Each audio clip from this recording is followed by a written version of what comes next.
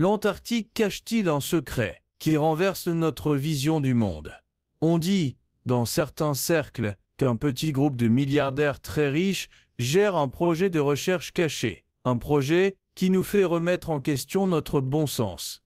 Et pour une raison très simple. Au pôle Sud dorment des choses si troublantes qu'elles doivent être dissimulées au public, à tout prix. Mais quelle est la vérité derrière ces affirmations? Quelle est l'histoire derrière ces missions étranges, déjà menées en Antarctique et qui n'ont aucun sens vu de l'extérieur? Pourquoi un pilote a-t-il affirmé avoir vécu quelque chose dans ce monde glacé, que nous ne connaissons que par un roman de Jules Verne? Et surtout, se peut-il que les humains ne soient pas les seules créatures intelligentes à avoir mis le pied dans la glace éternelle? L'Antarctique n'est pas seulement au centre de la recherche scientifique.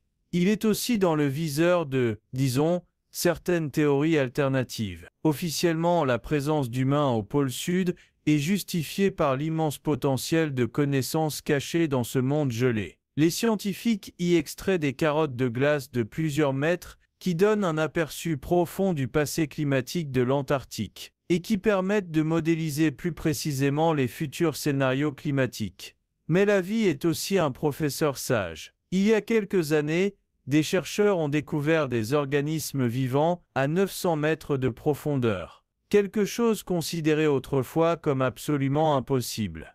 Les choses deviennent moins officielles cependant quand on regarde les histoires et les rumeurs aventureuses qui entourent la glace éternelle. Des pyramides artificielles, des passerelles menant à la Terre creuse, des bases extraterrestres, l'Antarctique est soupçonné de cacher des secrets choquants. Mais supposons un instant que toutes ces théories aient un fond de vérité. Qui connaît vraiment la vérité? Et qui a accès directement à ces secrets? Pour le comprendre, faisons un détour par les statistiques. À la fin de 2022, 1,1% de la population mondiale détenait près de 46% de la richesse globale. Et fidèle à la devise « l'argent règne », on dit qu'un cercle restreint de milliardaires contrôle le destin au milieu des glaces sans fin et des glaciers colossaux.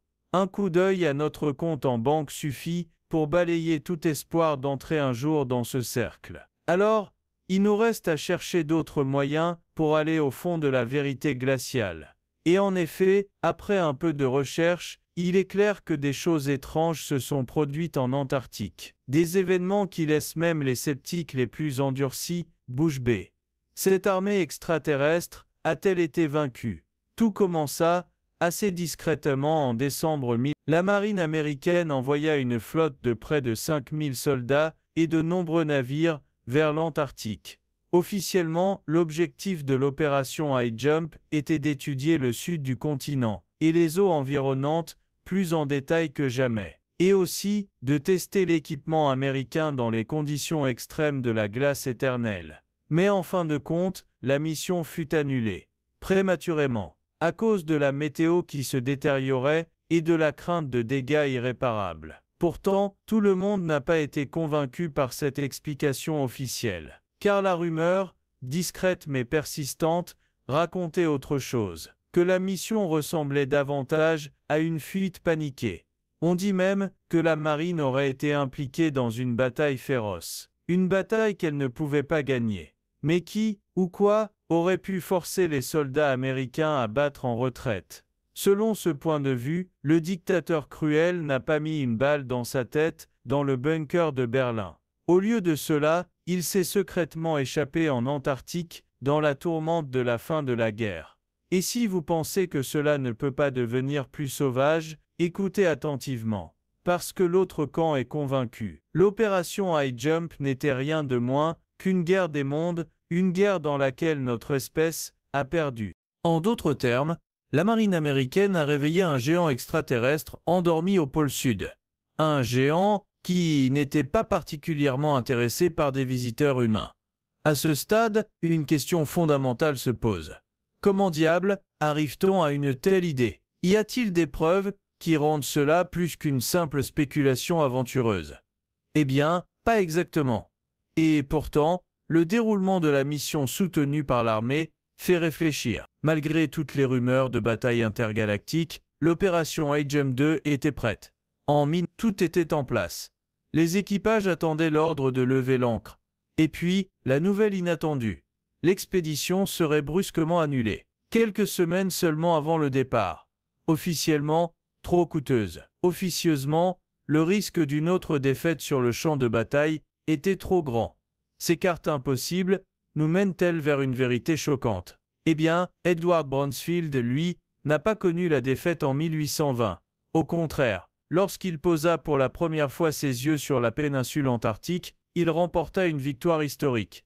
Du moins, si l'on suit l'historiographie classique. Mais des hommes comme Graham Hancock préfèrent des approches non orthodoxes, celles qu'on ne trouve pas dans les manuels poussiéreux. Fondamentalement, l'écrivain britannique et chercheur alternatif affirme ceci: une civilisation avancée dotée de haute technologie existait bien avant notre temps, mais elle a été effacée, perdue de notre mémoire collective.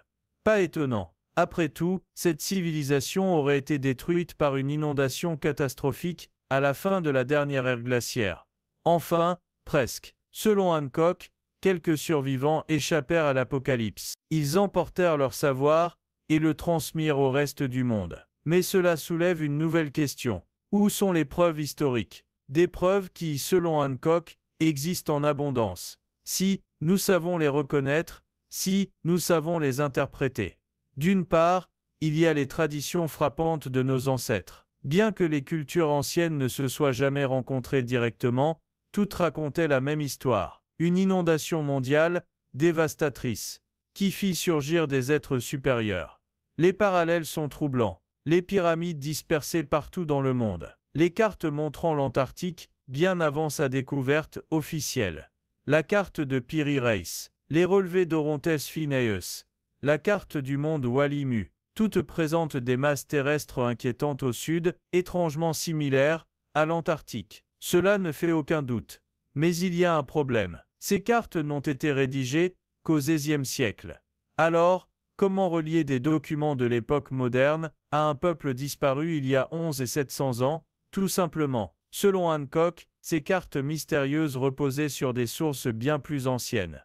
Des sources qui proviennent directement de la mystérieuse culture prédécesseur. Les cartes ultérieures n'ont fait que gratter la surface. Une surface qui cache une vérité historique bien plus grande que nous n'osons rêver. Mais que se passe-t-il une fois que nous passons au-delà de cette surface? Une fois que nous osons plonger dans le monde caché sous l'Antarctique? Les rapports de Richard Beard sont-ils authentiques? Si oui, alors nous faisons face à un journal énigmatique. Un journal souvent cité par le camp alternatif. Un journal qui officiellement n'a jamais existé. Quoi qu'il en soit, l'homme derrière ces lignes bouleversantes était l'amiral Richard Beard. Et il n'était pas n'importe qui. C'était le même amiral qui commandait la tristement célèbre opération High Jump. Dans le cadre de cette mission, Beard aurait vécu quelque chose de choquant. Quelque chose qui faisait même d'une rencontre avec des troupes extraterrestres une simple partie de café. Au cours d'un vol de recherche de routine, l'avion de Beard a commencé à dégringoler violemment. Mais au lieu de s'écraser, il s'est retrouvé dans une sorte de grotte. Ce qu'il a vu était incroyable.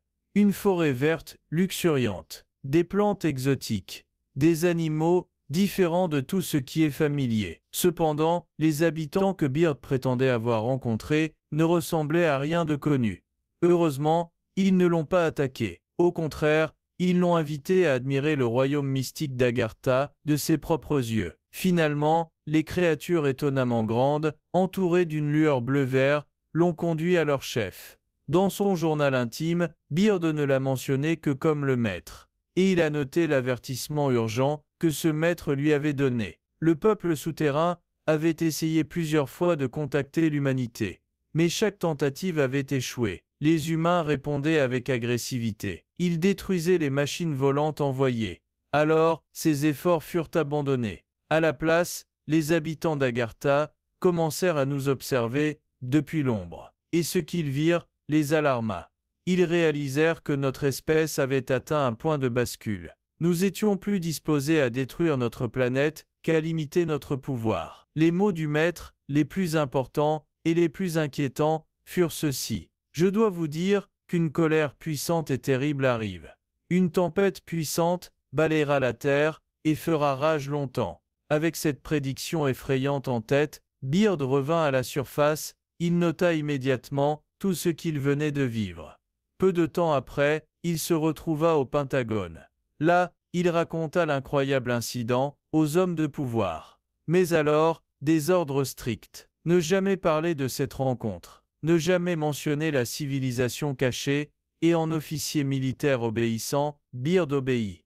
En conséquence, la seule trace de son voyage dans le monde souterrain fantastique resta ce journal découvert plus tard. Si, bien sûr, il a vraiment existé. Mais ce qui existe, sans aucun doute, c'est le bouton d'abonnement. Rejoignez notre communauté maintenant et ne manquez plus jamais une nouvelle vidéo.